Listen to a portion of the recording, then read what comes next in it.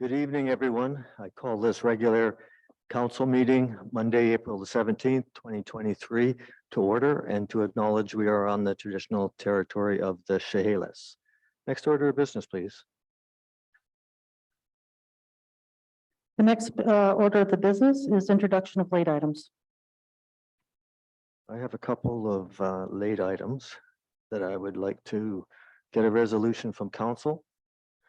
Actually, there's two of them. One is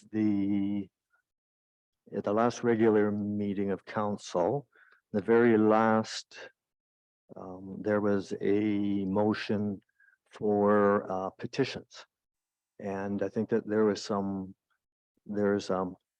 when you look back at it on YouTube, it's inconsistent with what's read in the minutes. And there was no call by the chair for oppose. So I just want to do a recall of that one. And the next item is I have a request I've just received correspondence from a resident, and that's questioning why the village, on March the 17th, 2023, paid the developer of 798 Hot Springs Road. And that's right at Emerald and Hot Springs Road. That's the new development that you can see is just ready to basically start construction. But there is a $427,000 payment that was made by the village to the developer. So there's some questions on that one. So I would like to get a resolution from council to go through those two motions. Do I have a seconder? Second. Second by Councillor Facio. Discussion. Call the question. All in favor? It passes unanimously. So I'll read them out. So the first one was again, the petition. Bear with me a second.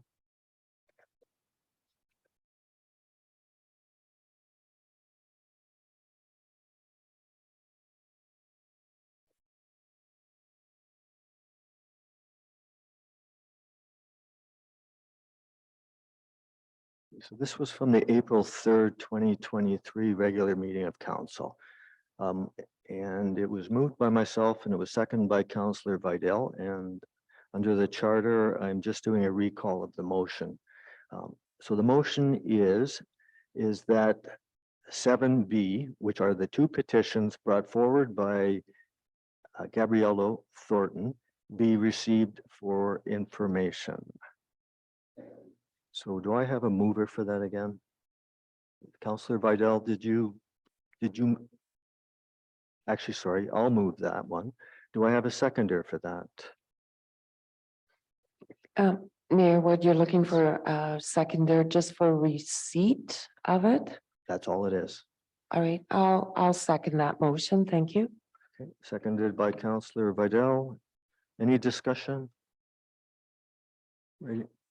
Ready to call the question?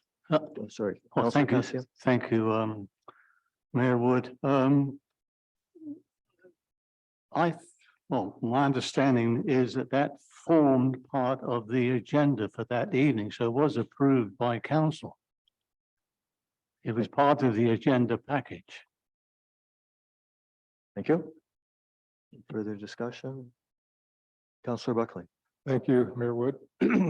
I sort of have the same question because I understand that once the agenda is approved and it's on there, would it not then be approved? So I don't know why it wasn't, I guess is my question. To the interim chief administrative officer, would you like to answer that?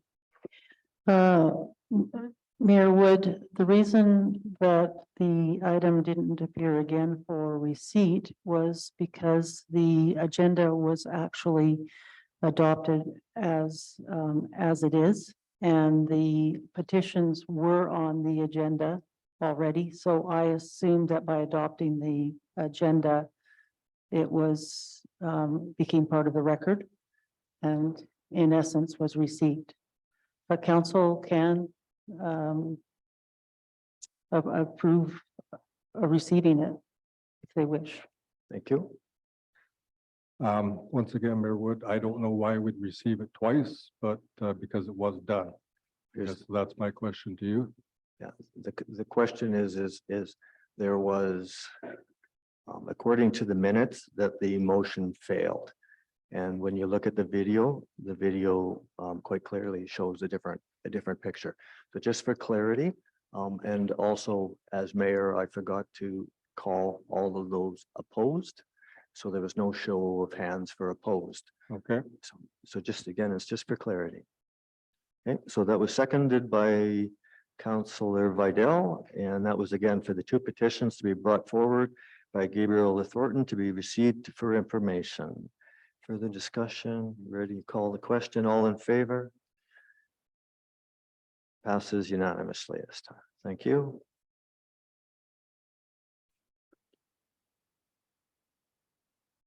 The next item, and this is regarding 798 Hot Springs Road. And this is regarding the developer being paid a significant amount of village money. And $427,000 is a lot of money. So I think the residents deserve a reason why the village is returning $427,000 to the developer. So my motion is as follows. So I would move that staff report back at the next regular meeting of council as to what and why the village on March the 17th, 2023, paid the developer of 798 Hot Springs Road $427,000. Do I have a seconder? Your worship, Yes. this is an item that you should have brought up with the staff before this council meeting. It is your duty. If you think there was something in this, you should have done that. You are putting the staff in a bad position here. You're saying or intimating or somebody that they've done something wrong. And you don't know that. You have to take the time to do some research to find out what things actually are. Mayor Are Wood, you prepared to do that? Just thank you, sir. To our interim. Mayor Wood, Yes. our manager of finance is willing to speak to it directly right now. I think that this is going to go a little bit deeper to it. So I don't really want to answer the question. I think it's important that it's actually just comes back in writing. I think it's going to bring up more concerns with the development that happens in the village here and how it transpires. And I really think it's very important that there's actually a written response back from council because of the significant amount of money for that project there. So thank you. So the motion again. So I was asking for a seconder. Is there a seconder? Saying no seconder, motion fails. Next order of business, please. The next order of business is approval of the agenda as amended. Moved by Councillor Facio, seconded by Second. What? seconded by Councillor Vidal. Errors or omissions? I think we've dealt with those. Seeing none, ready to call the question. All in favor? Passes unanimously. Next order of business, please. The next Oh, order of sorry. business is adoption of council minutes as amended. Yeah, sorry, I got the agenda here with the minutes mixed up. Do I have a mover for the adoption of the council minutes of April 17th? Moved by Councillor Jackson, seconded by Councillor Buckley. Errors or omissions? Seeing none, call the question. All in favor? Passes unanimously. Next order of business, please. Next order of business is business arising from the minutes. There is none. The next item is the consent agenda. There's nothing on the consent agenda. The next item is delegations petitions. There is nothing on the agenda for that. And number 8, correspondence, is the next item. Do you want to just, please, thank you. The first piece of correspondence is an email dated April 3rd, 2023 from Northwest Hydraulic Consultants regarding the Lower Fraser River floodplain mapping. B is a letter dated April 7th from Judith Barron, re concerns about council meetings, mayor and council. C is a letter dated April 11th, 2023 from John Allen, Hidden Beach Hazards. And the final piece is a letter dated April 6th from Teresa Omulus, re the Harrison Challenge Lesimont fundraiser. Thank you. So we're going to receive all of those together. So do I have a mover for receipt? Counselor Jackson, Counselor Buckley seconds, Counselor Buckley seconder. Discussion, receipt, just discussion on receipt. Counselor Thank you, Vidal. Mr. Mayor. I just have one question and possibly through you to our interim CAO. And it's regarding the letter from Teresa regarding the Harrison Challenge Lesimont fundraiser. I did notice in her correspondence that she indicates, and I quote, any welcome legal waivers or media releases, etc., you may require, as I believe this is a reasonable consideration for my participation in such a life-changing event.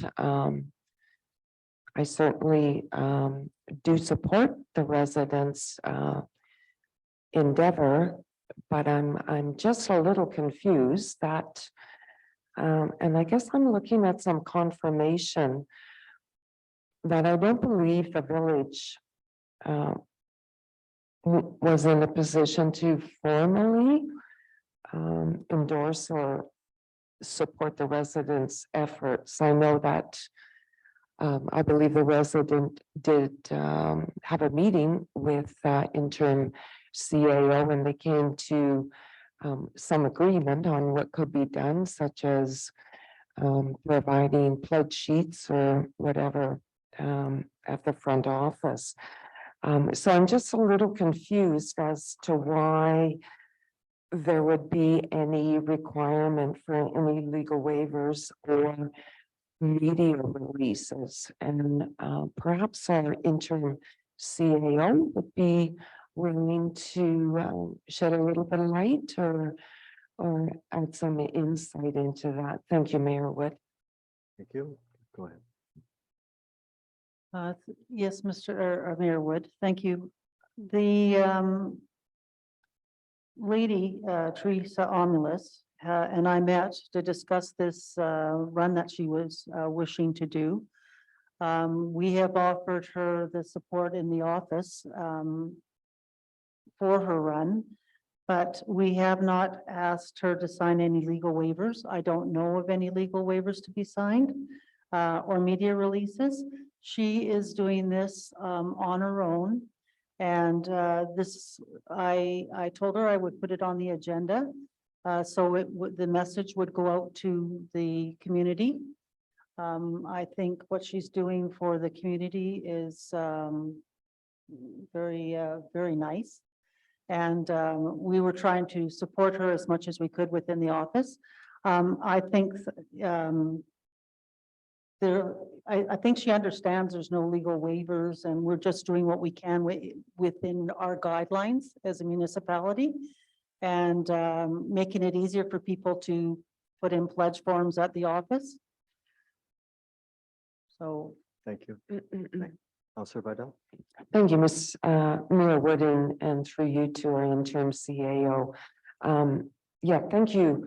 Thank you so much for that clarification, but I certainly do support the personal efforts of the resident and certainly wish her well in her fundraising efforts. Thank you. Thank you. So the motion on the table right now is just for receipt. So it's for receipt of letters A to D. And it was moved and seconded. And further discussion on it? Call the question, all in favor? Passes unanimously. Next order of business, please. Excuse me. The next order of business is business arising from correspondence. Thank you.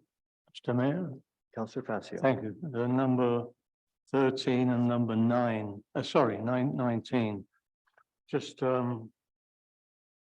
it here. Just wanted to thank the correspondence from Judith Barron that came to Mayor and Council outlining her concerns and very well put together.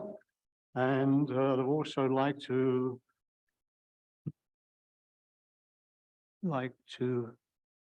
wish Teresa Amalis all the best on Saturday on her walk to the Leisure Centre in Chilliwack with Mayor Pranger. And wish her all the best in her fundraising. Thank you. Thank you. Any further business? Seeing none, I also would like to congratulate Teresa. When she brought it up under a question period, it's her excitement is just, it's a beautiful thing to see for this village. And I wish her well. I think it's for a good cause. And again, anybody that really wants to get involved and help in the village here, I think we will try and help them out in every way we can. Again, thank you and good luck to you next weekend. Next order of business then, please. The next order of business, Mayor Wood, is reports of councillors, committees, committee of the whole, and commissions. Thank you, Councillor Buckley. Thank you, Mayor Wood. At this point, I don't have any reports. Thank you. Thank you, Councillor Jackson. Thank you, Mayor Wood. Yes, the July the 1st committee has met. We're now in the process of getting the big event underway. We are now accepting any entrance for the parade. So if anybody out there wants to put a delegation or a float or anything, contact myself or Tourism Harrison, and you'd all be welcome. Thank you. Thank you, Councillor Jackson. I just would like to ask another question on that. So if somebody wants to volunteer for that or get involved with the Canada Day Parade, how do they go about that? Go about it by contacting Tourism Harrison, Stephanie at Tourism Harrison, and she'll look after that. Great, thank you. They're always looking for volunteers. Great, thank you. Councillor Vidal, please. Thank you, Mayor Wood. Just two items this evening. On April 5th, I attended a Citizens Advisory Committee meeting at the Mountain Institution. And April 15th, I attended a Lower Mainland Local Government Executive Board meeting and finalized the program and the plans for the conference, which is being held May 3rd to 5th here in Harrison. Thank you. Thank you, Councillor Facio. Thank you, Mayor Wood. I also attended with Councillor Jackson the July 1st meeting. And yeah, just moving ahead, we're getting things going for the big day. There'll be invitations going out for the dignitaries. And also the pancake breakfast will continue at the fire hall, put on by the fire department, but donated by the resort hotel. And yeah, like Councillor Jackson said, anybody wants to volunteer to help, I'm sure there's going to be two parades. There'll be the pet parade, and of course there'll be the main parade at 5 o'clock. And anybody who's got some of those nice cars I've seen in their garages in Harrison, please come out and put them in the parade. We'd love to see them. At the Thursday, April 13th, Regional and Corporate Services Committee meeting at the Fraser Valley Regional District, there was a delegation from Jason Hawkins, CEO and co-founder of Reusables. And the Reusables, it's a business that approaches the businesses, and they go more towards the stainless steel reusables. Instead of cups that you can bring back and have washed, these reusables, you pay a certain fee. They're either washed by the businesses, or these are collected by the actual reusable company, and they are taken care of to be sanitized and washed, and they're stainless steel. It's becoming a very big business, and I suggested that they should visit the businesses in Harrison and also our Chamber of Commerce and make a presentation to them. On the I was told by one of the mayors that our provincial riding has changed, or I think it's before the House, but now we will have a new MLA apparently. Also, a letter of concern was going to go out to the Minister of Labour and the MLA in regards not to get involved in the discussions to do with the transit situation that's going on at the moment, but just to ask them to work together with the unions to try and get things back on the road, because it does affect an awful lot of people and students trying to get to their universities. Of course, those who cannot drive cannot get to their medical appointments or to the hospital. So it's a big issue, but we hope that they'll come to some agreement. And the last one is the regional growth strategy monitoring report was put out, and it was a very informative report, and I'm sure this will help a long way with our official community plan as well. Thank you, Mayor Wood. Thank you. Next order of business, please. The next order of business is reports from mayor. Thank you. I just have a few things to add. I just would like to note that the council attended today a full day workshop, Council Training 101. It was a closed meeting. I would note that there was an error on the advertisement of the meeting for today and tomorrow. The dates were right, but it said Tuesday and Wednesday, but in fact they're Monday and Tuesday. My apologies for that. I hope that it went well this morning today for council. I hope that we can I hope that there's some fruits that came out of that, out of the training again today and what happens tomorrow. And I hope that we can start moving forward. Next item I want to talk about is, it's an important one. It's called Bill 43. Bill 43 now is law, and it's a provincial government, and it's the Housing Supply Act, I believe is what it's called. So this is actually in place. So they fully intend, the provincial government, to come in and possibly take the control of our zoning and our OCP. In the legislation, there's up to 3 and up to 4 units on a standard piece of property. I'm just shocked that they would even consider something like that. I think it would decimate this village here. I think that we need to be very vocal that that we do not support that type of density in our residential area.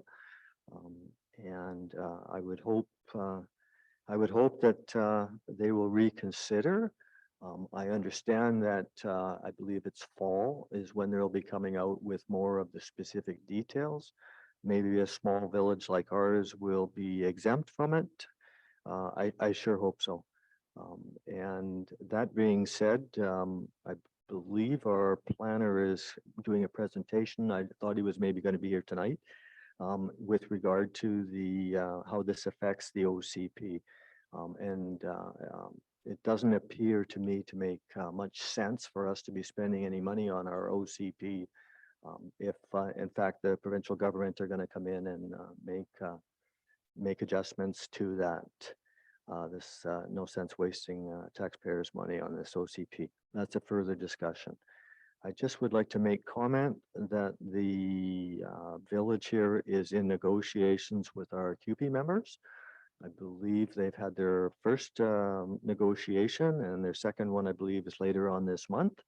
I believe that QP, the members of this village, has done just a stand-up job in the last 5 or 6 months since we've been going through a difficult time between the mayor and council. I appreciate all their work. It's recognized. And I'll take that one step further. It's not just QP, it's all administration staff and all staff in the village here. You guys have all stepped up, and I greatly appreciate what you've done. You've exceeded what anybody would be expected to do. The last item I just want to bring up was that we just received a notification that the RCMP, their raise has been retroactive.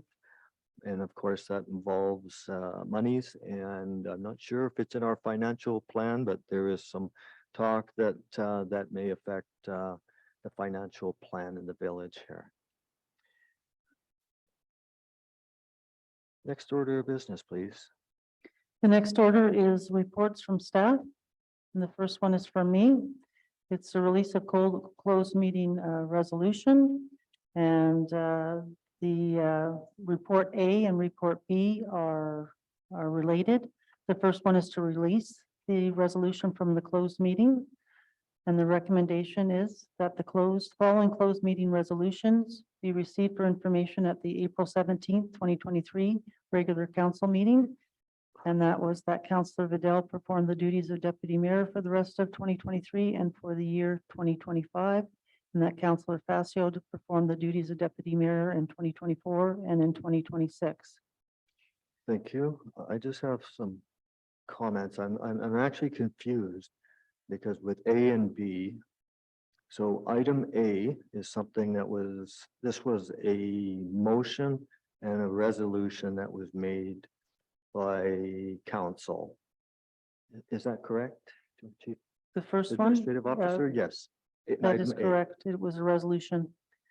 Was the motion to refer it to this meeting, or was the motion at the time to appoint those two councillors to the deputy mayor position?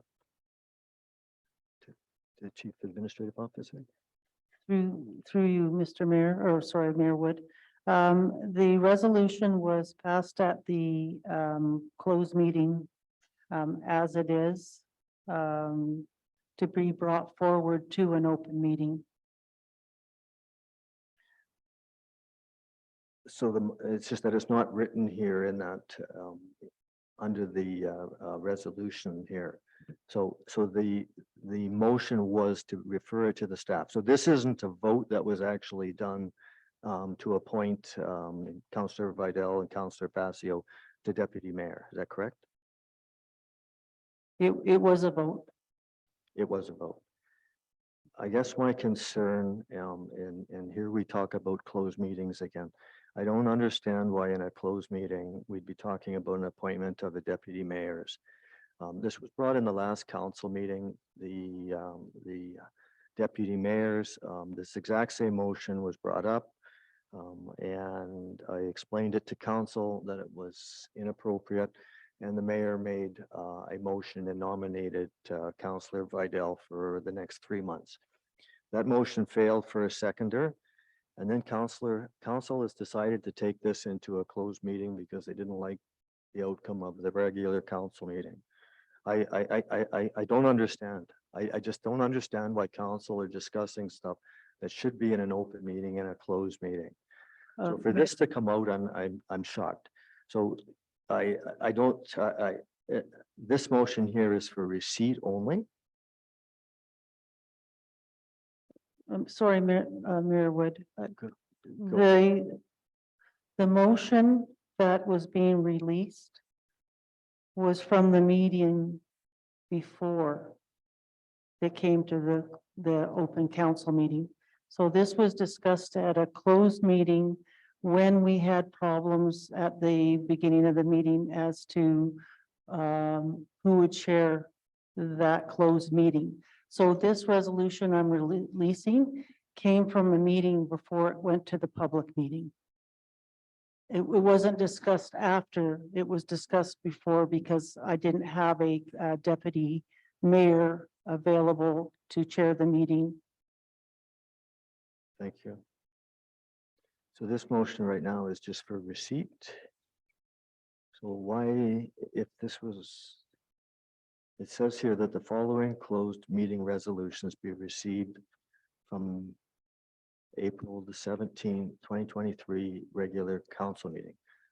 So it says the closed meeting resolutions. So these were not closed meeting resolutions, these were open meeting resolutions. Is that correct? Sorry, the resolution on the report A came from an April 4th closed meeting. Correct. So my point stands. So we're going to deal with it in the next item B. So the recommendation on this was for receipt. And do I have a mover for receipt? Move receipt, Mayor Wood. Moved by Councillor Facio, seconded by Councillor Buckley.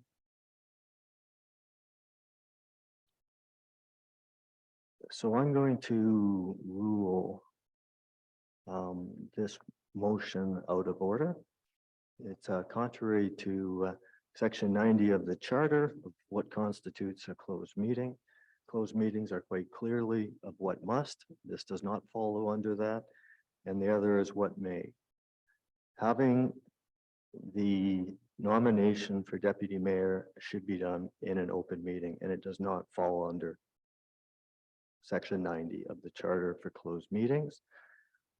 And it is also contrary to our council procedural bylaw section 2, where it is actually the mayor that's the only person that can nominate somebody for the deputy mayor. So next item, please.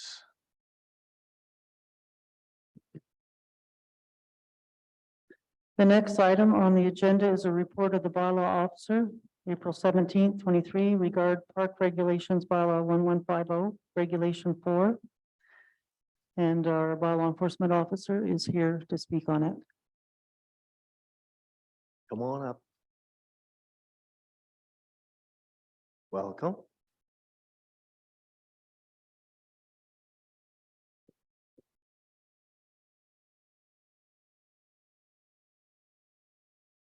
Good evening.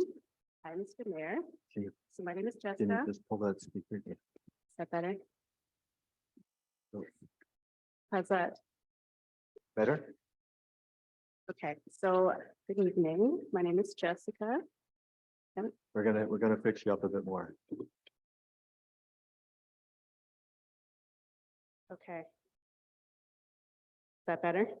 I think so. Yeah. Okay. Everybody here, yeah. So my name is Jessica. I'm the bylaw officer here in Harrison.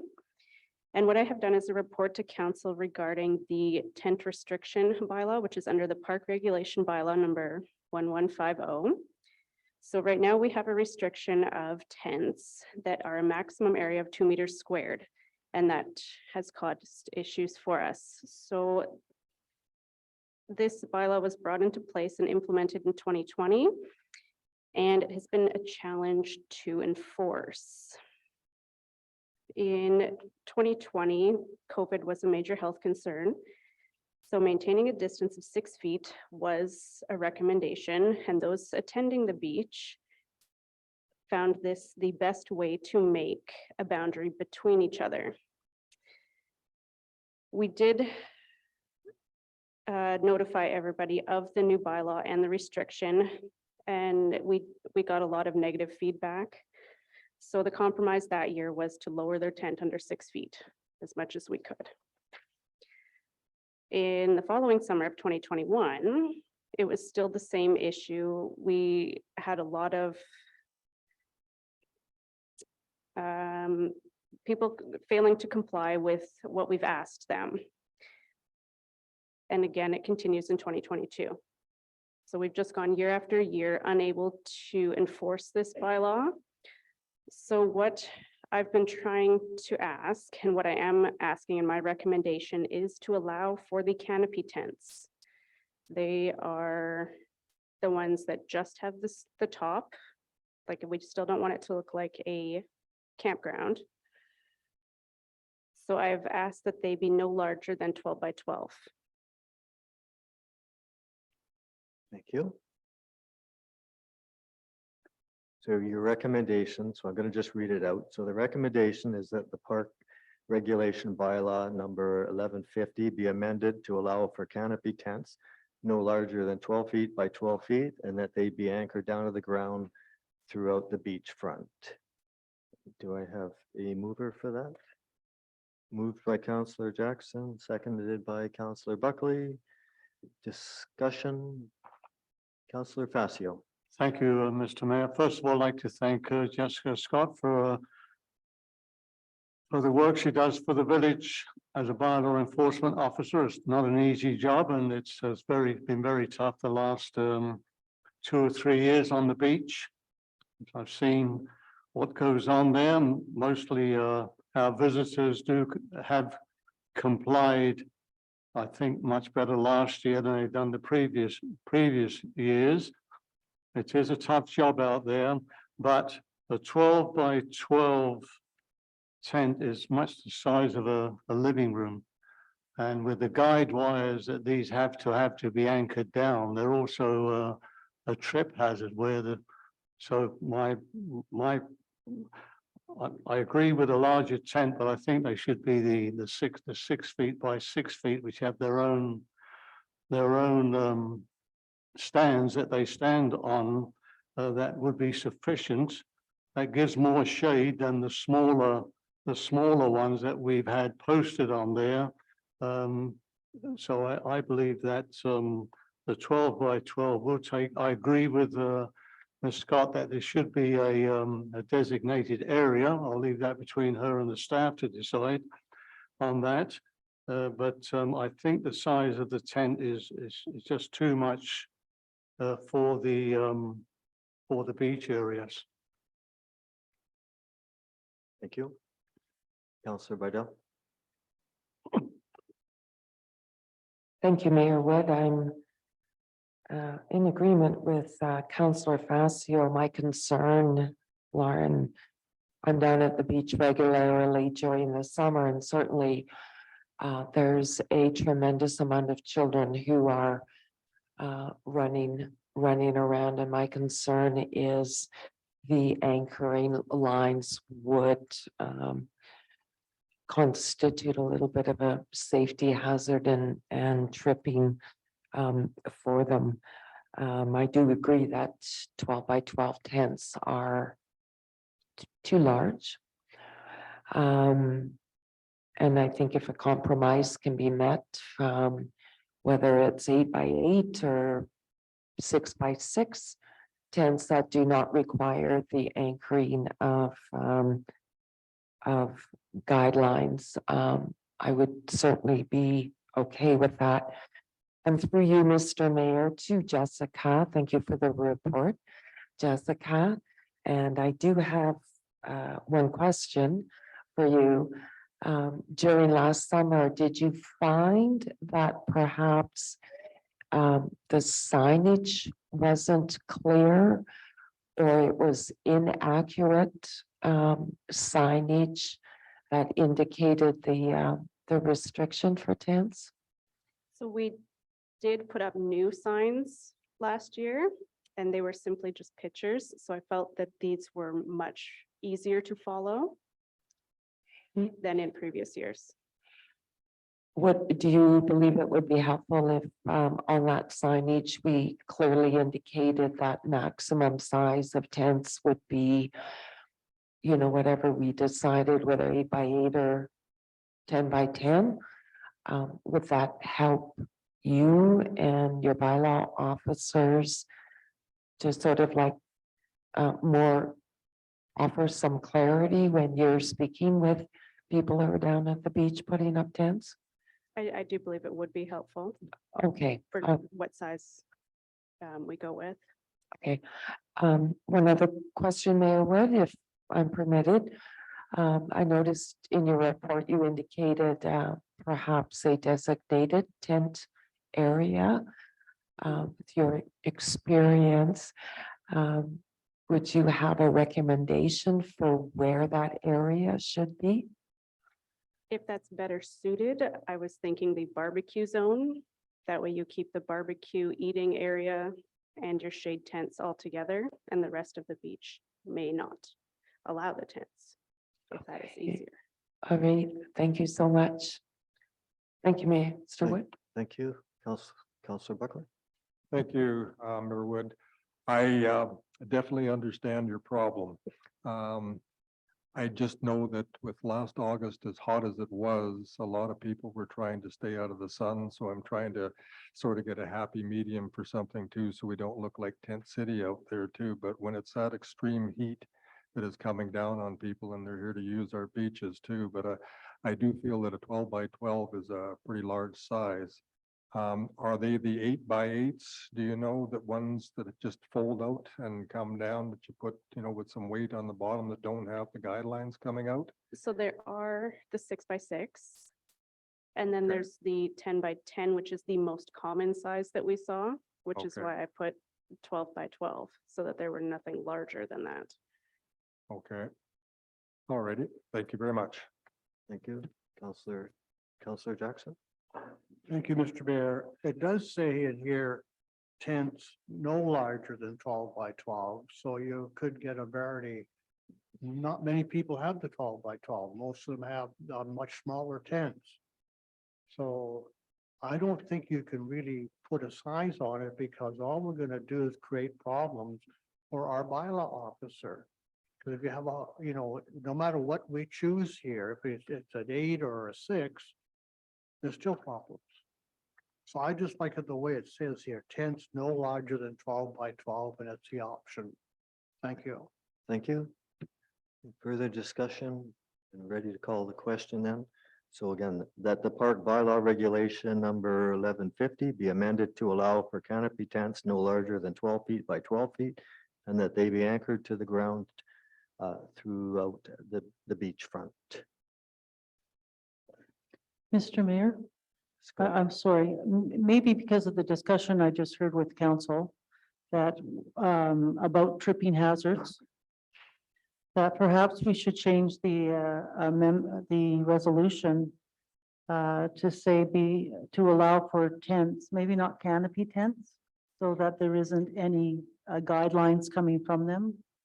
Well, canopy tents are the most common tent we see. Is that the one, the sunshades? Is Yeah. that what they call them? Okay, I was thinking it was the ones with the, So they have the 4 posts and then just the top. oh, okay. So I was wondering if council wanted to amend it to just maybe sunshades. Would that do it for you of a certain size? Let me just finish calling Oh, the, sorry. yep, thanks. So we'll call the question, all in favor? Motion.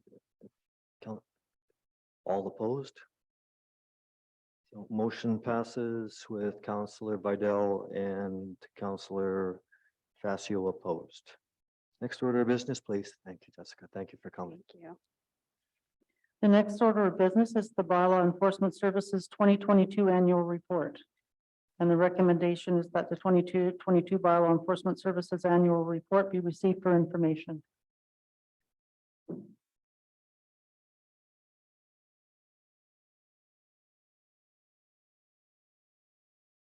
So help me out on this one here again. So we are on the approval of the council policy. Am I on the wrong? Sorry, Mr. Mayor, it's page 33.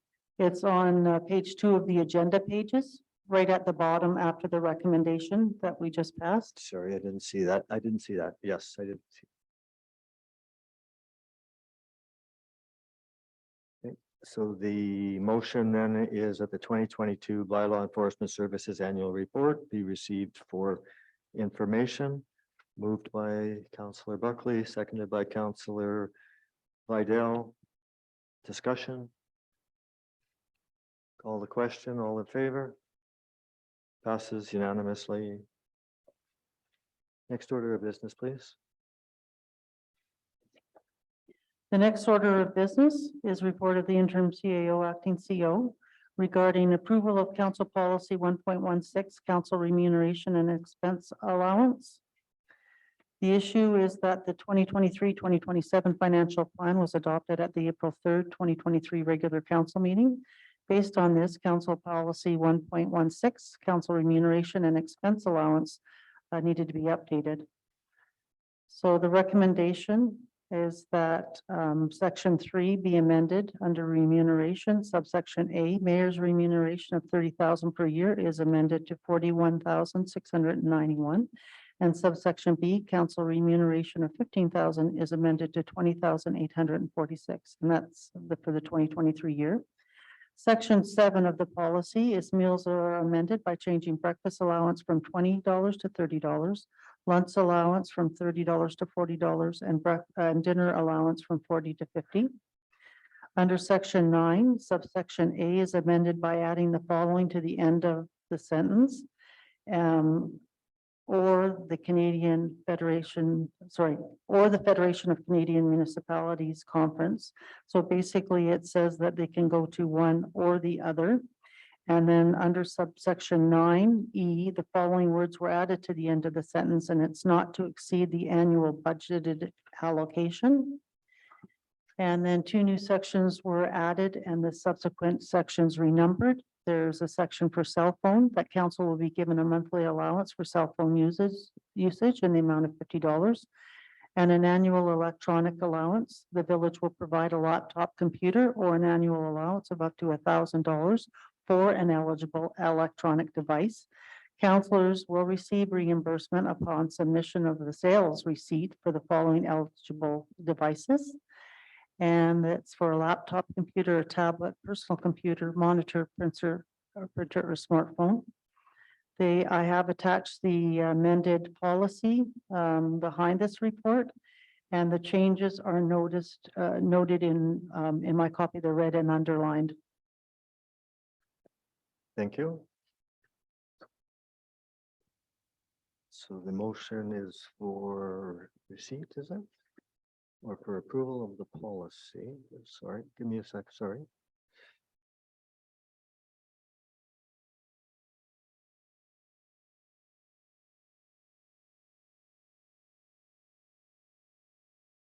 What page is the actual motion? Thank you. So the recommendation. I'm going to read it back out again. Do I have a mover for the recommendation? So moved, Mayor Wood. Moved by Councillor Passio, seconded by Councillor Jackson. Discussion? Discussion by anybody? No discussion? I have some discussion on it. Again here, I'm a little confused at why the policy is coming to us when it was my understanding that the resolution was already made. Other than I see now that we've added an additional $50 a month for every counselor for a cell phone, which wasn't there before. And I have to assume, again, this discussion probably happened in a closed meeting. The next item I'd like to talk about is that on this policy, we all get dental and medical, and I don't see it referenced on this policy here either. And that is 100% paid for by the village. So I think that's important that that be included in here. And We pay for that, Mr. Mayor. so the missing is the dental and the medical. Yeah, we pay for that You're- ourselves. Sorry, Councillor Fassio, you don't have the floor. Thank you, sir. The other one is the budget allocation for expenses. I know it's referenced in here, but where is the actual? Like, what is the budget allocation for that? And I've got one last question, and I'm going to go back. I'll give you a chance to answer the questions. But is the when you look at this policy, which is identified as council remuneration, I think it also misses a very big important part. And again, I think that this is important because I think it's important that the people know for transparency what in fact mayor and council are in fact getting paid. And in fact, if somebody is interested in the next election time, and it may be some incentive for them to run, I don't know what. But again, I just think in the order of transparency that this policy should be very clear. So the other item, which I believe is very important, is that there are a number of committees, boards that council members here are appointed to, and they get significant amount of monies for those boards or committees. And I believe that the public should be at least aware. We've had members of the public that have come here and we've talked about salaries, and some members have said that that council shouldn't receive it. Some have said that they should receive increases. But when these other amounts aren't included, I think it shows a different picture. And just again, from the Fraser Valley Regional District, from the board and hospital board, from what I could tell, I mean, there's something in the neighborhood of an additional $20,000 of income. So $20,000, something in that neighborhood is a significant amount of money, and the public should know. So the council member isn't just making the 15,000 that they did with the before this increase. Some council members or a council member is also making an additional up to $20,000 in it. So again, even though it's not being paid for by the taxpayers of the village of Harrison Hot Springs, it's still being paid for by us as taxpayers. So again, I think that it's important that this policy has it. So that being said, I'm just going to actually ask for clarification to our chief financial officer regarding the dental medical expenses, please. Thank you, Your Worship. The village does pay the costs of the benefits, health benefits. Yes, thank you. Thank you.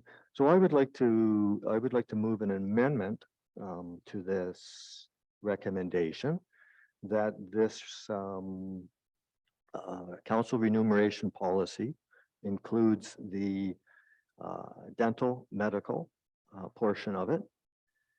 I believe I would also move that it includes the budget allocation, which is for the expenses. Presently, again, that figure is unknown. And I also would ask that it include reference that councillors or mayor are able to receive or will receive funding from the specific committees. And I realize there won't be a dollar value on it here, but at least it will show which committees or boards that council are on, that they are receiving remuneration for. So that's my amendment. Do I have a seconder on my amendment? What would you want to add dental and medical as part of the package? Yeah, that is one of the three. Yes. Yes. That's okay with me. I'm sorry, I didn't hear you, sir. So do I have a seconder for this motion then? So seconded by Councillor Jackson.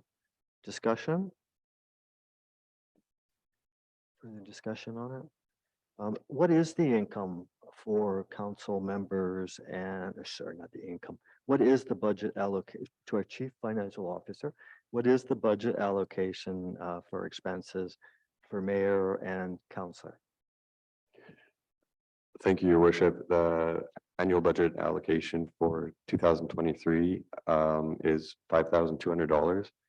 That includes conferences, accommodations, per diems, et cetera. Can you just elaborate a little bit more when you said and other? So, excuse me. So the 5,200 covers the conferences? And Yes, of course. It covers conferences, mileage, meals, accommodations, parking, and per diems. so if one person went on the trip to Toronto, which would probably cost in the neighborhood of $5,000, that would eat up their total amount in one trip. Is that correct? That's correct. Thank you. Okay. Any further discussion? Councillor Jackson. Thank you, Worship. One thing you're not adding into there, I'll just speak, I've been on council 9.5 years. And I have put literally thousands of miles on my car. And I'm not compensated for the depreciation. And up until just a few years ago, we had to pay for our own business insurance. So you can't, if you're gonna look at this, you gotta look at both sides of it. Our time, we put a lot of time into here, and maybe we're perhaps getting close to $15 or $16 an hour. Plus what knowledge we bring to the job that we're doing enthusiastically. And I sit on a lot of committees. I've been on almost every committee we've had here. I haven't received a penny. I bought a lot of coffee and a lot of lunches out of my own pocket. So we have to remember that this is just not a one-way street. We're doing our job. We should be compensated for it. Thank you. Thank you. Any further discussion? Ready to call the question then? All in favor? Could you read the motion again, please, Mayor Wood? Actually, I've already called the question. So call the question, so it's and all those opposed. Councillor Vidal abstained from voting. Motion passes unanimous. Motion passes. Staff voted in favor. Thank you. Motion passes unanimously. Next order of business, please.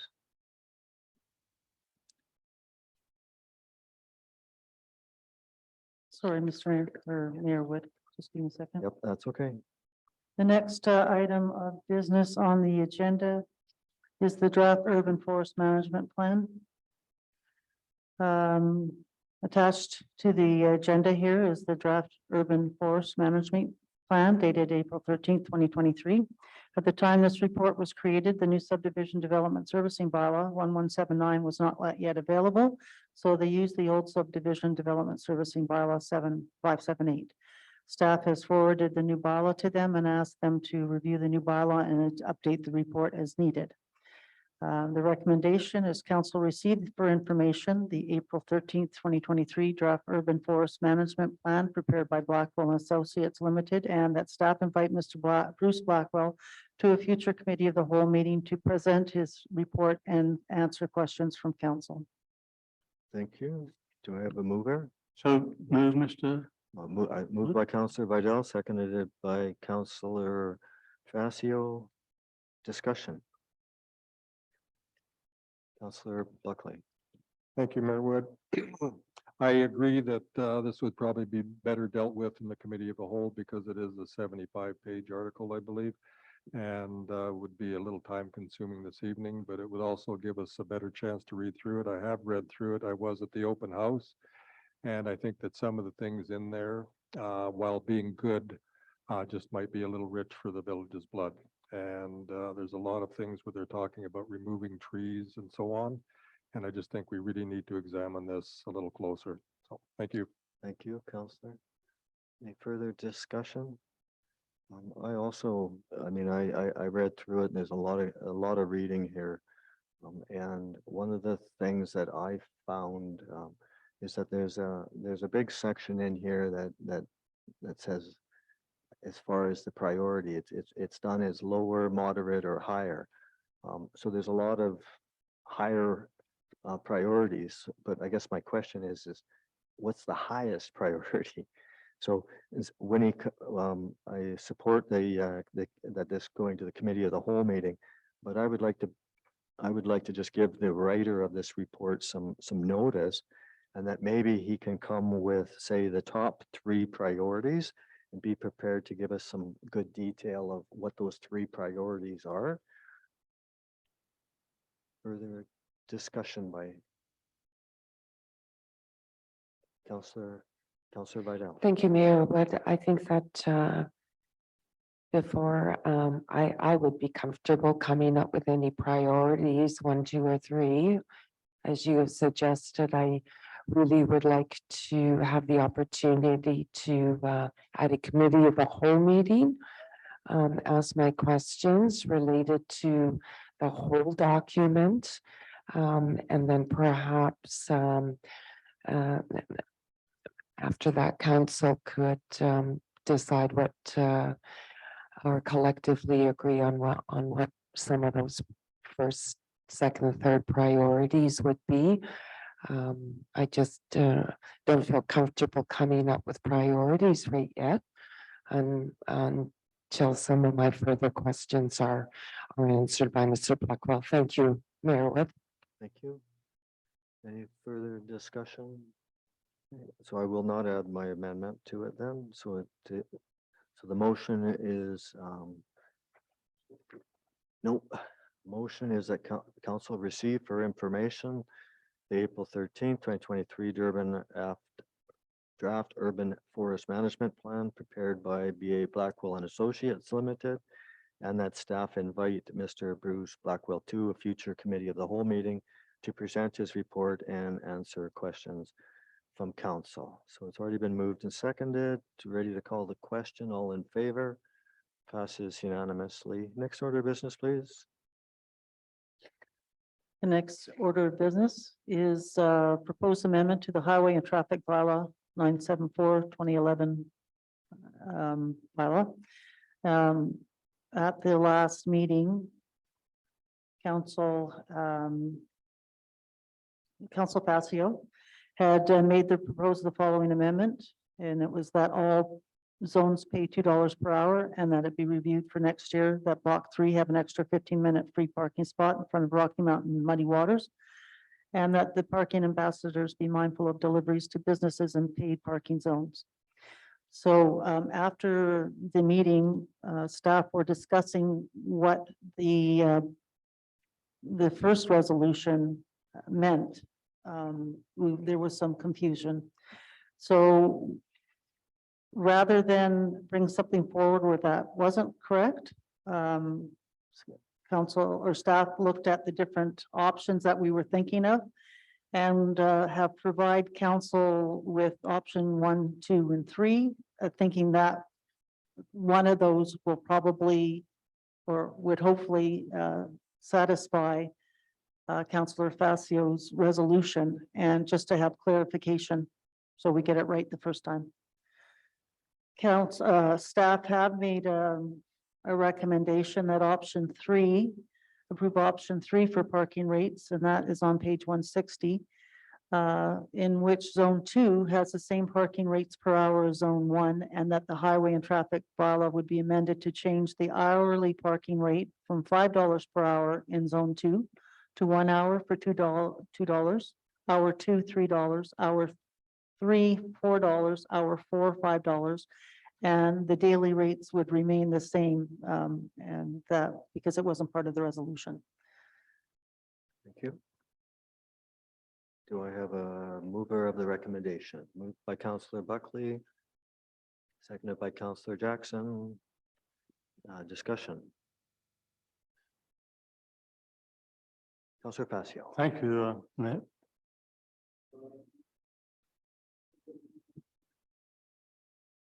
I'm looking at option 2, which I think is basically what I had suggested at the last meeting for zone 1 and for zone 2. So the zone 1 would be a maximum 4-hour parking. and zone 2 hourly and daily parking. So Counselor, so the motion on the table was for, the count was for staff's recommendation of option 3. So we were discussing option 3 Change the this par- time.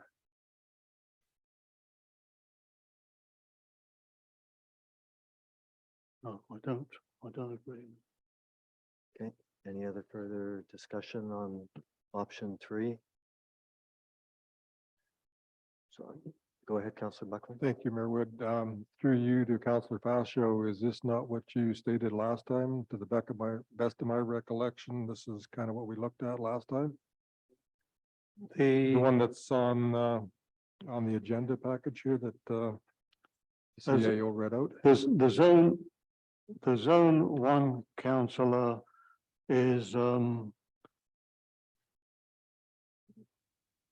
two, 1 hour, and then a total of 8 hours, a total of $8 for 4 hours, where what I was suggesting was to have $2 across the board on all the zones and leave the per days as previously, which would have been $14 in zone 1 and $20 in zone 2.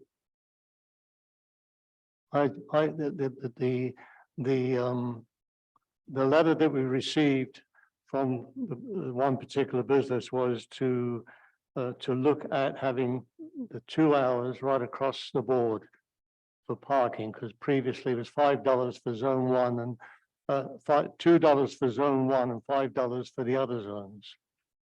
So I suggested $2 right across the board, but leave the daily rates as they were.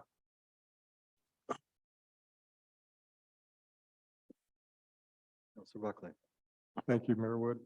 Would that not be the same as what's here, though? I mean, if you're going to drop this, this is the same for everybody right across the board, No, well, no, it's which makes it a little easier to keep tabs on, does it not? number 3.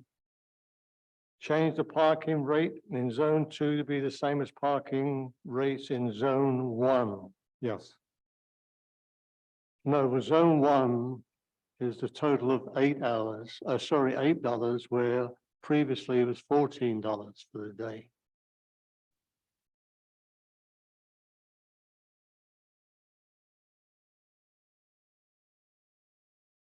Without the other numbers in front of me here, I'm kind of,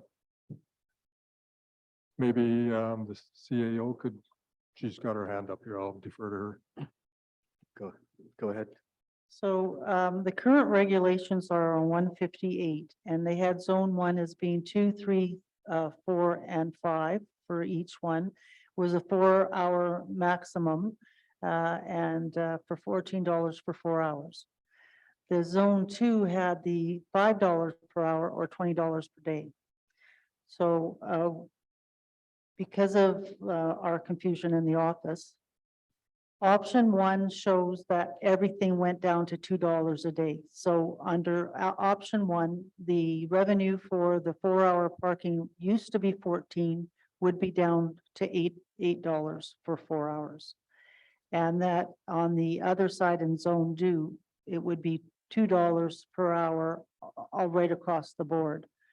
So in option 2, it saves zone 1 as being 2, 3, 4, and 5, and then makes in zone 1 remains the same. Zone 2 just has $2 per hour or $20 per day. Under zone 3 or option 3, it keeps the zone 1 rates the same again, so $14 for 4 hours. But also gives people parking in zone 2 the same hourly rate of 2, 3, 4, and 5, but takes it as $20 per day.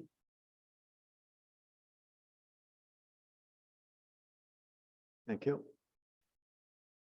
Counselor Jackson. Thank you, Worship. Through you to our Scott. What was the budget based on? What numbers did you use to come up with the number for 2023? Thank you, your worship, through to Councillor Jackson. We used the current rates as basis for the 2023 financial plan. And that was what our CAO read out earlier. Zone 1, total $14 for 4 hours, and zone 2, $5 per hour or $20 per day. Thank you. Further discussion? So we're talking now for option 3. So it was moved by Councillor Buckley, seconded by Councillor Jackson. Ready to call a question? All in favor? All in favor of option 3. Okay, motion, all those opposed? Okay, motion passes with Councillor Facio and Councillor Vidal opposed. Next order of business, please. The next order of business is number 13, bylaws. And the first is a report of the finance manager regarding the tax rate bylaw 1188/2023. Go ahead. Thank you. On an annual basis, council must establish tax rates to be applied to all properties in the village of Harrison Hot Springs to levy funds for municipal, regional district, and regional hospital district purposes.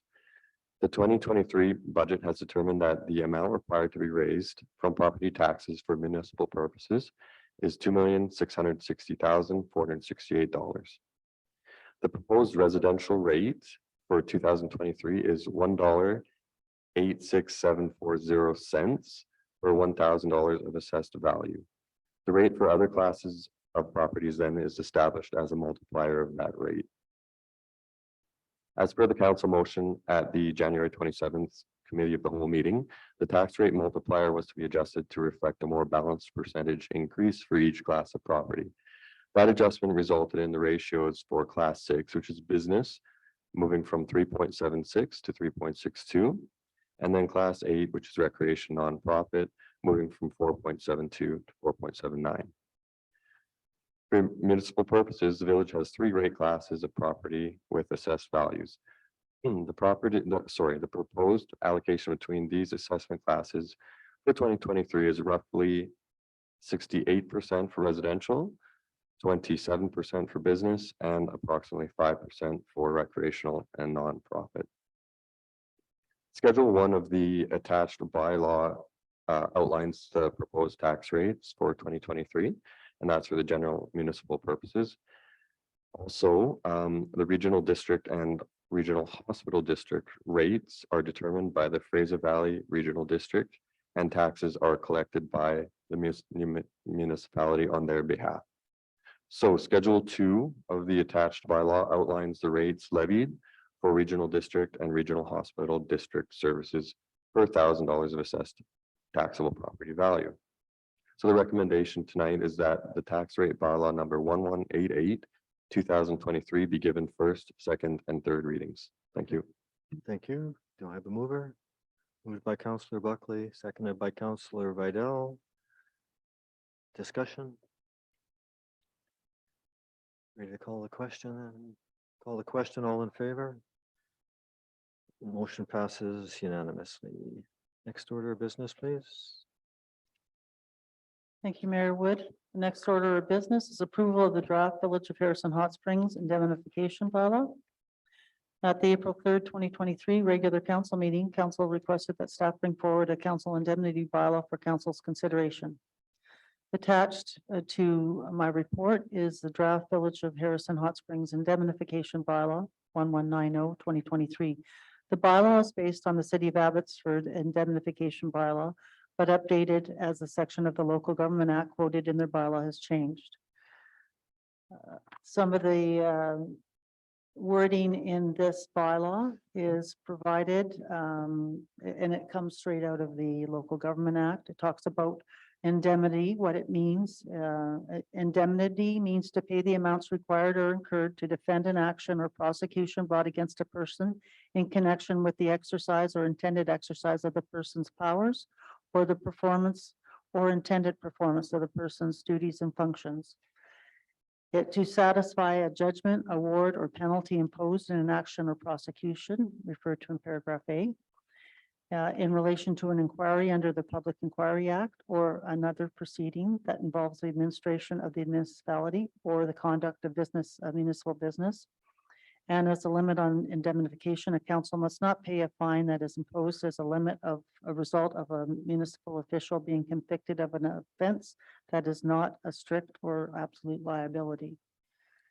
The municipal official means a current or former member of council, a current or former employee or officer of the village, or a person who is or was a person referred to in section 7381 of the Local Government Act, immunity for individual municipal local public officials, but only in relation to the exercise of powers and the performance of duties or functions for or on behalf of the municipality. And that would be for like police officers or election officials.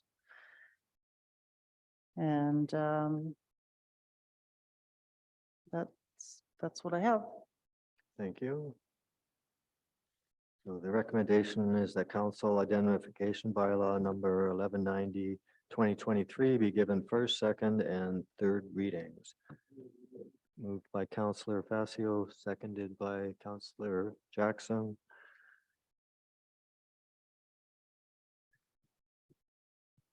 Call the question, or sorry, discussion. Discussion. I actually have a few questions on it. And so I guess I'm trying to figure out is why we are creating this new indemnification bylaw. I understand it came from Councillor Facio, but I don't still quite understand what it is that's initiated it. I can just assume that it probably came from a closed meeting. That being said, I'm sure most of you councillors can't discuss it.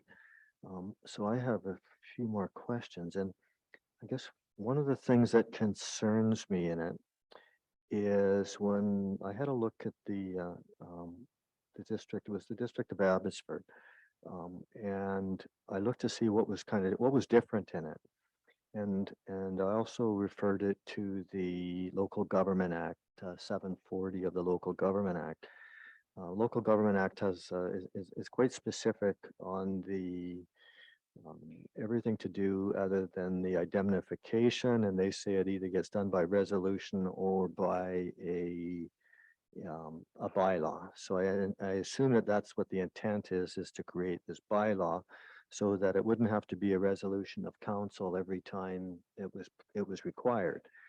That being said, I mean, the village here doesn't have an endless amount of resources to pay for legal counsel for every member of the village here. But again, in section 740 of the Local Government Act, it quite clearly defines, or sorry, it's under section 738-1 of the Local Government Act, which is very specific of who is covered, which is, I think there's about a dozen different identities, but it is all council members, and it's all permanent staff members. But the one part, and this is the part here that I would ask for an amendment done to this bylaw. And it is actually what, again, what Abbotsford has. And we use the word quite freely, the word employee. So employee is covered by indemnification. Well, employee is a very, very vague meaning. And so I've tried to find anywhere in the Local Government Act or the Charter of the definition of employee. Nobody wants to define employee. So Abbotsford, even though they use the word employee, but they use a clause at the end, and I'm just going to read it out to council. And it says, I have to read my writing, sorry, but does not include an independent service provider, professional advisor, or contractor engaged by the municipality from time to time, or a fee for service basis. So there's a lot of contractors that have worked for the village, which on a fee for base service, which this indemnification would actually cover them. I don't think that we should be covering independent contractors. I believe it should be their own responsibility to look after their own indemnification if that's what's in fact needed for them. And if they have legal issues, again, that should be up to the contractor. It shouldn't be onto the village here. So again, so I would move that this council indemnification bylaw be given first, second, and third readings and be amended to include under section municipal employee, under section C, exactly what the city of Abbotsford has. And I'll read it out again. So it's a person who is or was a person referred to in section 738-1 of the Local Government Act, which is immunity for individual municipal local public officers, but only in relation to the exercise of powers in the performance of duties or functions for or on behalf of the municipality. These are the added words, but does not include an independent service provider, professional advisor, or contractor engaged by the municipality from a time to time or a fee for fee service. Do I have a seconder? Seconded by Councillor Jackson. Discussion? No further discussion, ready to call the question? So all in favor of the bylaw is written here with that additional line as per the city as amended. Yes. So all in favor? Motion passes unanimously. Next order of business, please. The next order of business is new business.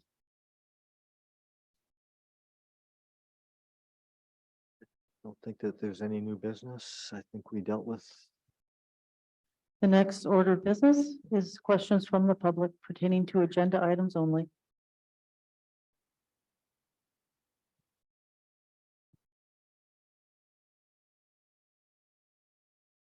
Good evening, Mayor and Council, Ms. Ridley, villagers. Thank you very much for your support. My upcoming walk on April the 22nd. I will be walking 26 kilometers for the Letsamont Regional Aquatic Center, and I'm looking forward to it. I thank you for your support and encouragement. I have made some great friends and new supports in the village and indeed throughout the province of British Columbia. As I'm doing my fundraising, there have been people from Barrier, Seashelt, Chilliwack, Agassiz, other places. People are very happy to support this cause. And I am hopeful that I will achieve my goal of raising $5,000 towards this new pool. 100% of the monies that I take in will be going towards this goal. And there are too many people to thank. So I was thinking of some way to thank the people that have donated and supported me and will continue to support me as I venture to this walk. And I'm cutting my fundraising off as May 1st. So you're welcome to donate this evening, tomorrow, or up until May the 1st. And as a token of appreciation, I would like to present to the village of Harrison Hot Springs a tree. And I would like to possibly donate a pink dogwood in appreciation and thanks. So thank you very much. Thank you very much.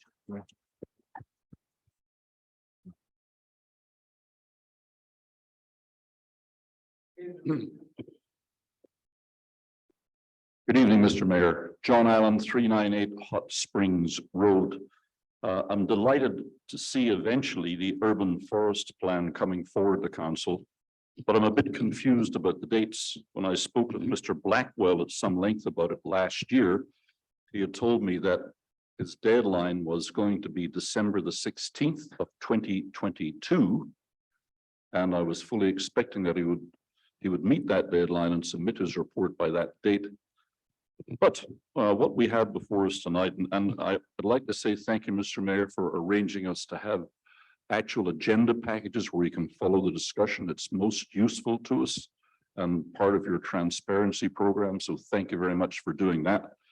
And I look forward to actually reading this report, which I obviously haven't done yet. But I would point out that the resolution that council passed tonight to receive the report refers to a report dated April the 13th, 2023. You do not have such a report in front of you. The report that you have in the agenda package is actually dated April the 14th, 2023.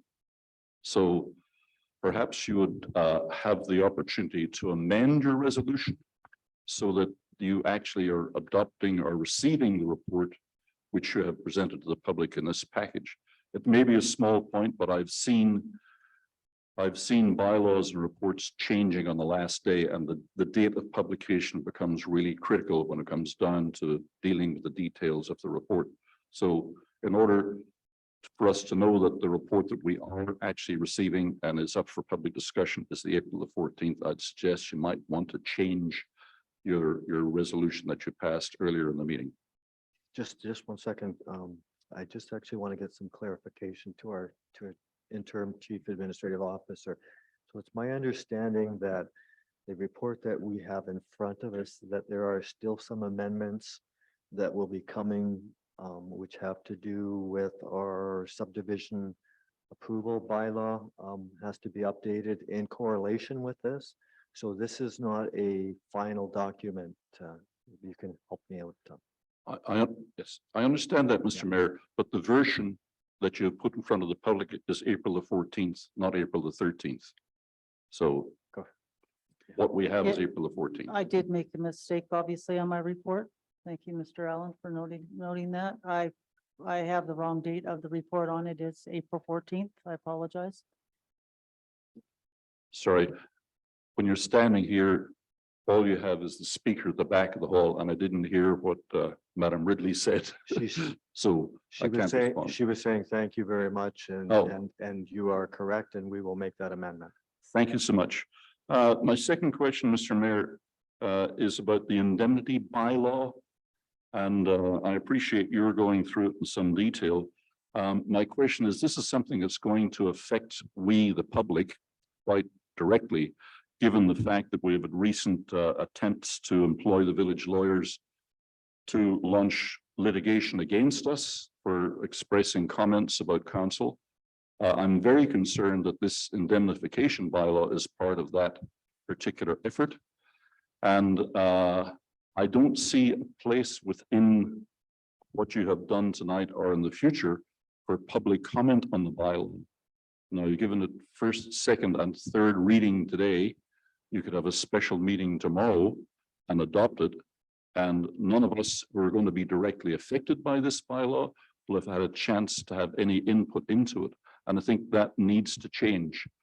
I appreciate that you're all about transparency and involvement, but when it comes to bylaws that affect us either directly or as taxpayers, I think there needs to be an opportunity in that bylaw adoption process for the public to have a say about any concerns that they might have with the indemnification bylaw. Thank you, sir. And I look to you as mayor to try and find a way to give us that opportunity before this bylaw becomes adopted, because Thank you. I'm seeing it for the first time tonight. And I'm familiar with indemnification and I have concerns about what this is likely to do to us. Thank you. Oh, Thank you. sorry, one last question. And I will sit down after this. What about the rocks on the beach? Are we going to get them taken away or not?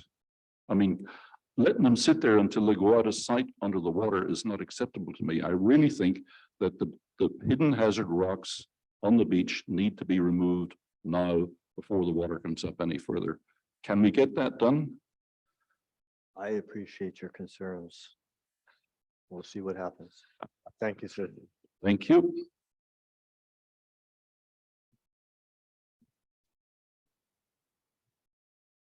Good evening, Mr. Mayor. My name is Gabby and I am a resident of the village.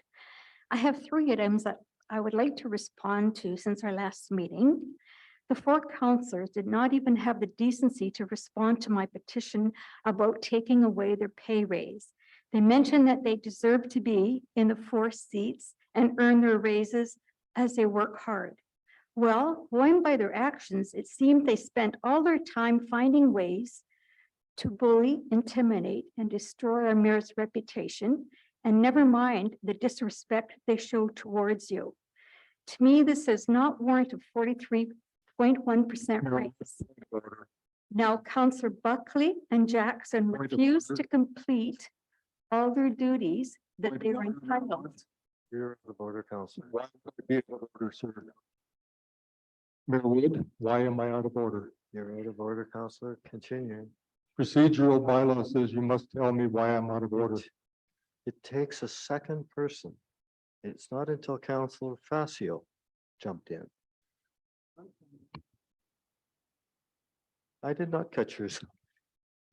Okay, Well, I did I'm not going to sit I here did and not listen touch your to microphone. somebody I use did- my name against me. Look, You are. you the just mayor, accused you're me supposed of to be cutting off conducting your a mic. meeting. You just accused me of cutting off your microphone. You're out of order, sir. Oh, yeah, everything's out of. Counselor Facio.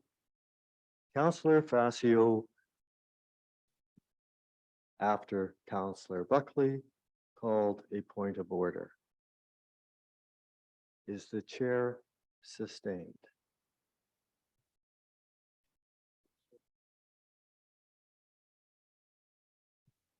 I'm challenging, Call the the- question. I'm challenging the chair, Mr. Mayor Wood.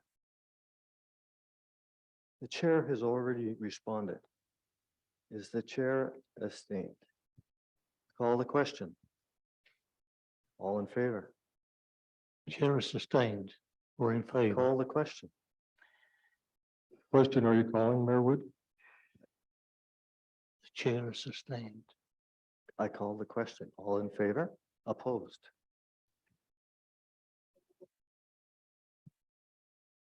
And I'm not cutting you off. The button pressed on the side. There you go. May I please ask for clarification, Mr. Mayor, on the question? Thank you. The chair is sustained. Which means the decision of the chair fails. So Councillor Buckley's original point of order was to stop the discussion. So the discussion stops. You guys voted without, you all voted in absence, so which is a vote in favor. So the chair is overruled. So to members of the public, just so the people understand, the mayor's decision has been overruled by the four councillors that sit here, and they want to stop the comment. So, thank you. Can I continue? Unfortunately, you cannot. Thank As I was gonna say, now Councillor Buckley and Jackson Unfortunate, refused to actually, complete all their duties. Gabby, order. No, you've been called out of order, so you're gonna have to go to your chair, please. I have to ask you to take your chair, please. Wait till I can't hear you. Sorry, Can- I haven't finished. Thank you. Go ahead. Any further questions? I do, thank you. Zoltan Kiss, live on Echo. Today is a special day. I just wanted to remind council what date today is. Excuse me. Today is April 17th.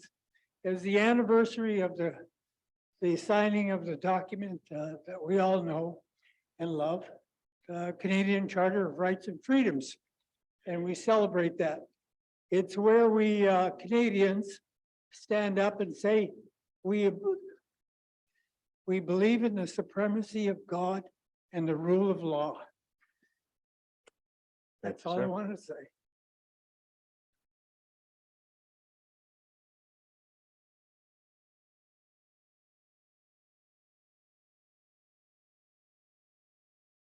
Good evening, everybody. Good evening. Wolfgang Thornton, 336 Chestnut Avenue, Harrison. Last council meeting, there was a request for some funding for the Agassiz pool. Unfortunately, this council decided that it was too expensive, or I don't know, whatever, decided to vote it down. I'd just like to let people know that a pool in our neighborhood, as close as Agassiz, is a very beneficial event for all of us. There's a lot of seniors that need to do laps and now have to either drive to Hope or to Chilliwack. Or you have to wait until summertime, you can use the Fernie pool. Unfortunately, that's money with the gas prices nowadays and no buses running. That's not an option. So I think we're going to be standing on the outside looking in, and we should be in the inside looking out, waving from the pool in Agassiz. Unfortunately, I'm getting dead stares from the councillors here, but I expect nothing less. Our councillors, Could I ask a question to which he is speaking? Because I don't know that we ever voted down not supplying any funding for the pool. Councillor So- Buckley, you're out of order.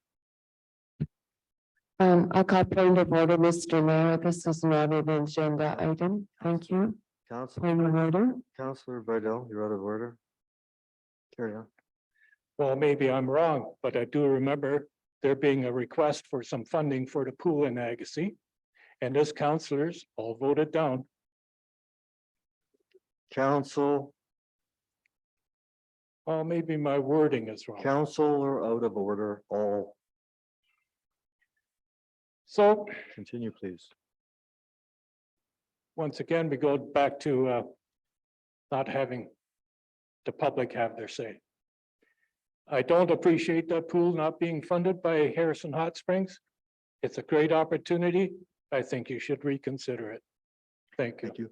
Thank you. Before you leave the podium, I'd like to respond to your question. So the council had supported the pool in Kent. They have sent written, there was a written resolution from council of support for the grant funding for the, I believe it was the $21 million. So that was done through what we call the C2C group, which is all of our neighboring communities got together and we sent a joint letter. So that letter was sent to our prime minister. Our prime minister, if I get this right, rejected our letter within a week. And it has since been resent to a other federal level of government or provincial level. I'm not exactly sure which one. So the letters of support from this council and mayor for the pool were sent out. Where the issue came up from the support for the pool was also through the same community group, which is the C2C group. There was a request for council to have a petition put on their in the village office so that members of the public could come in and sign the petition, because it was the wish of the group to send this petition. Council voted against the village's participation in that process. That is the only part that I am aware of that this council has not been in support of the pool.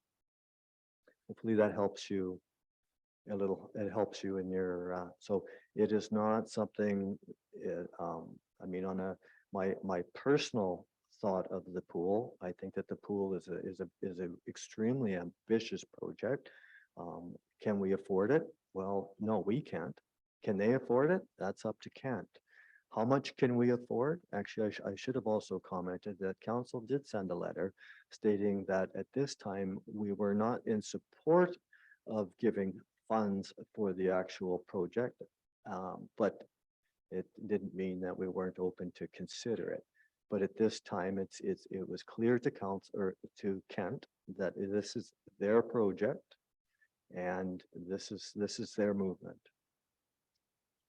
Well, I was gonna say, I appreciate all that until I heard the part where we weren't sending the funds. So that was my original statement, I believe. I thank you for the correction, Mayor Wood. And if the council is on board for the pool, I'm all for that. If Thank- not, shame on you. Thank you. Thank you, sir. Any other questions in the audience? Do we have any questions on Zoom? Just questions on Zoom. For anybody on Zoom, if you could raise your hand, and so we can call on you.